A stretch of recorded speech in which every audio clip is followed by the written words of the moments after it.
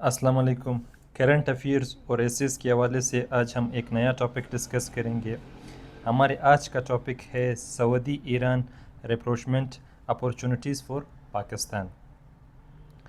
हमारे टॉपिक को हम इस कोटेशन से स्टार्ट कर सकते हैं कि there are no permanent friends और permanent enemies, just permanent interests. बढ़ते हैं हमारे टॉपिक के आउटलाइन की जानिब। स्टार्ट हम लेंगे इंट्रोडक्शन से। इंट्रोडक्शन में हम सऊदी और ईरान के रिलेशन के हवाले से ब्रीफ ओवरव्यू देंगे। इसमें हम सऊदी और ईरान के दरमियान जो ताल्लुकात में अभी थोड़ी सी बेहतरी आई है, ये रीजनल स्टेबिलिटी के हवाले से कितना इंपॉर्टेंस रखता है, इसको डिस्कस करेंगे। और लास्ट में हम देंगे थीसिस स्टेटमेंट। थीसिस स्टेटमेंट हम इस तरीके से लिख सकते हैं कि the recent thaw in Saudi Iran relation presents significant opportunities for Pakistan, including economic cooperation, regional diplomacy, and enhanced security cooperation. इसके बाद हमारा जो नेक्स्ट पैराग्राफ होगा, हम सऊदी ईरान राइवलरी का थोड़ा सा बैकग्राउंड देंगे, इसका हिस्टोरिकल कंटेक्स्ट देंगे और फैक्टर्स बताएंगे कि किन वजूहात की बिना पर इन दोनों कंट्रीज़ में राइवलरी थी। और लास्ट में हम कंसिक्वेंसेस डिस्कस करेंगे। हमारे फर्दर पैराग्राफ में हम लिखेंगे recent developments in Saudi Iran relations, diplomatic initiatives and dialogues, easing of tension and positive gesture, importance of regional stability in driving the rapprochement. इसमें पाकिस्तान के लिए अपॉर्चुनिटीज़ कौन कौन सी है, उन पर हम नज़र डालेंगे। पहला है इकोनॉमिक कोऑपरेशन। इकोनॉमिक कोऑपरेशन में हम लिख सकते हैं कि trade and investment opportunities Pakistan के लिए बढ़ेंगी। एनर्जी कोऑपरेशन और रिसोर्स शेयरिंग इस रीजन में होगी, क्योंकि ईरान एनर्जी रिसोर्सेज के हवाले से काफ़ी रिच है। वो पाकिस्तान को एनर्जी के सेक्टर में काफ़ी ज़्यादा कोऑपरेट कर सकता है। रीजनल डिप्लोमेसी के हवाले से इस रिलेशनशिप में जो बेहतरी है वो बहुत ज़्यादा इम्पोर्टेंस रखती है। पाकिस्तान मीडिएटिंग रोल इसमें अदा कर सकता है और जो रीजनल अलायंसेस और कोऑपरेशंस है उसको स्ट्रेंथन करने में पाकिस्तान का भी बड़ा कलीदी किरदार हो सकता है। इसके साथ साथ इन्हांस सिक्योरिटी कोऑपरेशन में हम डिस्कस करेंगे counter terrorism collaboration, joint efforts for peace and stability in the reason.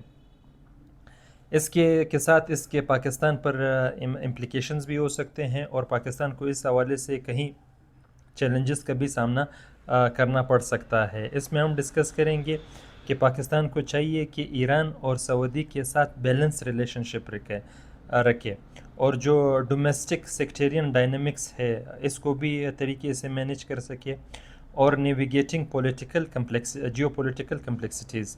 Last में हम देंगे कंक्लूजन। तो बढ़ते हैं हमारे इंट्रोडक्शन की जानिब।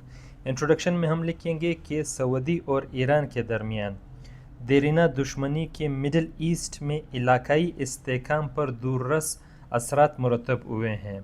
ताहम आलिया जो पेशरफ्त हुई है इसकी वजह से एक उम्मीद ने जन्म लिया है, क्योंकि दोनों इलाकाई ताकतें चाहती है कि दो तरफ़ा रिलेशंस को दोबारा बेहतर किया जाए। ताल्लुकात में बेहतरी चाइना की सालिसी की वजह से आई, क्योंकि 10 मार्च 2023 को ईरान और सऊदी ने सिफारती ताल्लुकात की बहाली का ऐलान चाइना की सालिसी में किया। सिफारती ताल्लुकात की बहाली का ऐलान मुश्तरका से फ़रीकी बयान के ज़रिए किया गया, जिसमें कहा गया कि 2 माह के अंदर सिफारत खाने दोबारा खोलने के साथ साथ मुख्तलिफ़ शोबों में दो तरफ़ा ताल्लुकात को फ़रोग़ दिया जाएगा। और ईरान ने 7 साल बाद 6 जून 2023 को सऊदी में अपनी एम्बेसी को दोबारा ओपन किया। सऊदी और ईरान के दरमियान 2016 में शिया आलिम नमर अल नमर को फांसी दिए जाने के बाद सिफारती ताल्लुकात मुनक़ता हुए थे। इसलिए इस ताज़ा पेशरफ्त को अमन की जानिब एक मस्बत कदम के तौर पर देखा जा रहा है। Background of Saudi Iran rivalry, यहाँ पर जो मैंने ये हेडिंग्स लिखे हैं, अगर आप ऐसे इस टॉपिक पर आपसे कहा जाता है कि इस पर ऐसे लिखिए तो آپ صرف آؤٹ لائن میں ہیڈنگز دے سکتے ہیں، باقی جتنی بھی آپ نے رائٹنگ کرنی ہے کسی بھی جگہ پہ آپ نے ہیڈنگ نہیں دینا۔ اور اگر آپ کرنٹ افیئر یا پاک افیئر میں اس کوسچن کو اٹیمپٹ کر رہے ہیں تو آپ یہ ہیڈنگز دے سکتے ہیں۔ اس میں ہم اس طریقے سے لکھیں گے کہ سعودی ایران کی دشمنی کافی پرانی تاریخ رکھتی ہے، اور اس دشمنی کے اہم فیکٹرز میں سے sectarian differences, geopolitical interests اور پراکسی تنازعات شامل ہے۔ اور شیعہ عالم نمر النمر کی پانسی کے بعد دونوں ممالک میں سفارتی تعلقات ختم ہوئے اور پورے علاقے میں کشیدگی بڑھی۔ نیکسٹ پیراگراف میں ہم لکھیں گے کہ اس میں ریسنٹ ڈیولپمنٹس جو ہوئے ہیں اس پر ایک نظر ڈالیں گے۔ اختلافات کے باوجود سعودی اور ایران نے چائنا کی ثالثی میں اختلافات کو ختم کرنے کے لیے ایک بہترین قدم اٹھایا جس کے پورے علاقے میں دور رس نتائج ثابت ہوں گے۔ اس میں پاکستان کے لیے کون کون سی اپرچونٹیز ہے، مین ایریا ہمارے آج کا ٹاپک کا یہ ہے، ہم اسے پر زیادہ فوکس کریں گے۔ سعودی ایران تعلقات پاکستان کے لیے اقتصادی اور سفارتی دونوں شعبوں میں اہم مواقع پیش کرتا ہے۔ اقتصادی طور پر پاکستان دونوں ممالک کے ساتھ تجارت اور سرمایہ کاری کے بڑھتے ہوئے مواقع سے فائدہ اٹھا سکتا ہے۔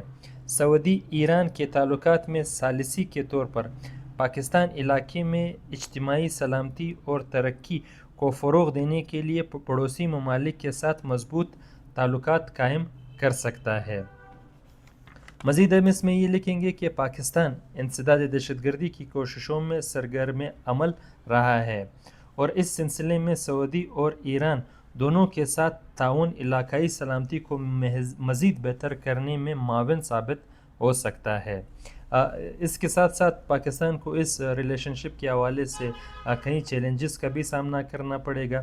اس میں پاکستان کو دونوں ممالک کے ساتھ بیلنس تعلقات کو فروغ دینا چاہیے، اور اگر پاکستان کسی ملک کی طرف ٹلٹ ہوتا ہے تو اس سے پاکستان کے لیے مسائل پیدا ہو سکتے ہیں۔ ہمارے آج کے ٹاپک کو ہم اس طریقے سے کنکلیوڈ کر سکتے ہیں کہ سعودی ایران کے تعلقات میں حالیہ جو پیش رفت ہوئی ہے وہ علاقائی سلامتی کے لیے ایک خوشگوار قدم ہے۔ اس میں پاکستان کے لیے بے شمار مواقع ہیں، جیسے اقتصادی تعاون، علاقائی سفارتکاری اور بہتر سیکیورٹی تعاون۔ اس سے پاکستان اپنے اقتصادی ترقی کو فروغ دینے، علاقائی اتحاد کو مضبوط بنانے اور خطے میں امن و استحکام قائم کرنے کے لیے اہم کردار ادا کر سکتا ہے۔ تو تھینک یو دوستو، یہ تھا ہمارا آج کا ٹاپک۔ اس طرح کے مزید امپورٹنٹ ٹاپکس انشاءاللہ وقتاً فوقتاً آپ کے ساتھ شیئر ہوتے رہیں گے۔ اپنا خیال رکھیے گا۔ اللہ حافظ۔